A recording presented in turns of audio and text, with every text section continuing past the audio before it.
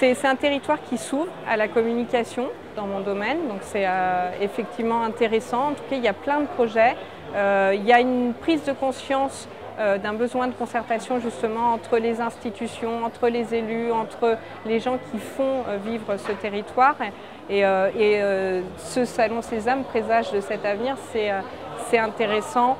En tout cas, la mobilisation qu'il y a eu est intéressante et prometteuse. Il y a des secteurs sur lesquels on peut avancer intelligemment, notamment sur toutes ces énergies nouvelles, assez protectrices en termes d'équipement, mais qui peuvent nous valoriser.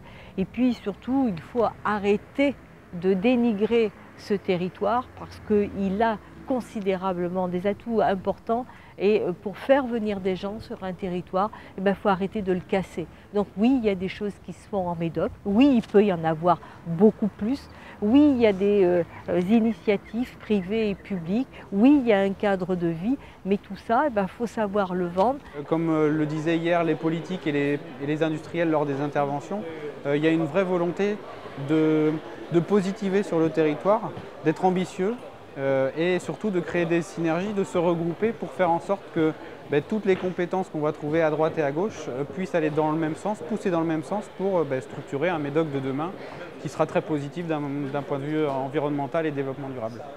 Il y a une chose évidente pour moi, c'est que l'avenir n'est pas à la grosse entreprise industrielle sur ce territoire. C'est sur le réseau des TPE et PME qu'il va falloir s'appuyer et sur effectivement des entreprises de taille moyenne, mais au-delà serait rêvé et en tout cas ce n'est pas le type de développement qui sera recherché sur ce territoire.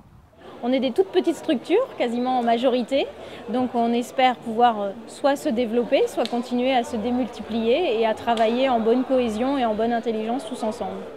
Il faut faire prendre conscience que contrairement à ce qu'on dit, le monde de l'entreprise est très présent en Médoc, ce qui prouve qu'il doit y avoir une relative attractivité de ce territoire.